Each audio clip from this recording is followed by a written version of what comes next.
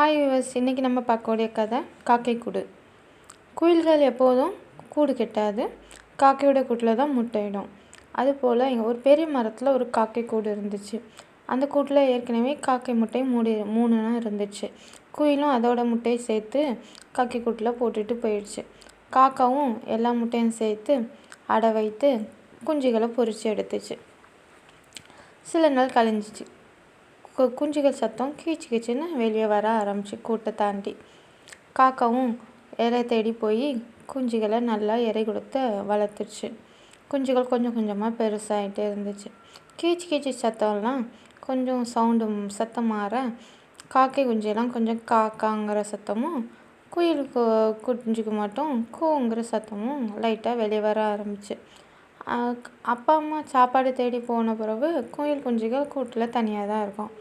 அந்த மரத்தில் நிறையா ஆந்தைகள் வந்து தூங்கும், கிளி உண்டு, அணில் உண்டு, அப்படி எல்லாம் இருக்கும். அந்த குயில் கூட்டுக்கு பக்கத்துலேயே ஒரு ஆந்தை தூங்கிட்டு இருக்கும் எப்போவும். அந்த ஆந்தை எல்லா குஞ்சுகளும் சவுண்டு போடுறதை பார்த்துட்டு அந்த குயில் குஞ்சிட்ட மட்டும் பரவாயில்லையே, உன்னோட குரல் ரொம்ப அழகாக இருக்கே, நீ பாட்டு பாடினாலும் ரொம்ப அழகாக இருக்கும் போல இருக்கே, இனிமையாக இருக்கும் போல இருக்கே அப்படின்னு சொல்லிட்டு குயில் குஞ்சிட்ட பேசி கொடுத்துச்சு. அதுக்கப்புறம் அடுத்த நாள் ஆந்தை சொன்னதை நினச்ச குயில் ஒரு பாட்டு பாடிச்சு தனக்கு குரலால்.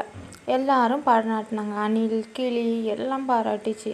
அதோட சகோதரான காக்கை குஞ்சுகளும் சூப்பராக இருக்குது அப்படின்னு சொல்லிட்டு பாராட்டிச்சு. எல்லாரும் அந்த குயிலை பாராட்ட குயிலுக்கு ரொம்ப சந்தோஷம் அளவில்லாமல் போய் கொஞ்சம் அதுக்கு தலைக்கிணமே ஏறிச்சு. மற்ற காக்கையெல்லாம் காக்கான்னு சத்தம் போடுறதை கேட்டு குயிலுக்கு எரிச்சல் ஆயிடுச்சு. போக போக குயிலுக்கு காக்கா சவுண்டுகளை பார்த்து, நீங்கள் வாயை மூடுங்க, உங்கள் சத்தத்தை கேட்டாலே எனக்கு எரிச்சலாக இருக்குன்னு சொல்லி திட்டவே ஆரம்பிச்சுட்டு. குயில் திட்டதை கேட்டு மற்ற காக்கையிலும் கொஞ்சம் வருத்தப்பட்டுச்சு.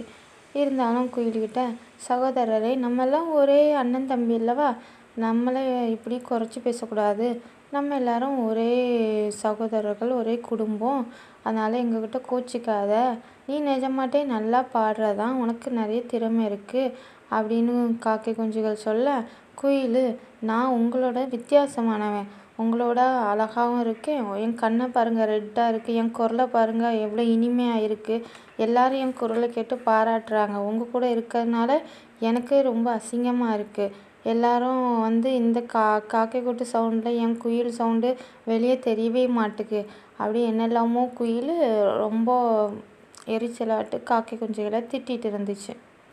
வழக்கம் போல் இறை தேடிட்டு பெற்றோர் காக்கைங்கள் திரும்ப வந்துச்சு. இந்த வாட்டி வந்தோன்னா குயில் ரொம்ப சந்தோஷப்பட்டு, அப்பா அம்மா, நான் இன்றைக்கி உங்களுக்காக ஒரு பாட்டு பாடுறேன்னு சொல்லிட்டு ரொம்ப சந்தோஷமாக காக்கைகிட்ட கேட்டுச்சு.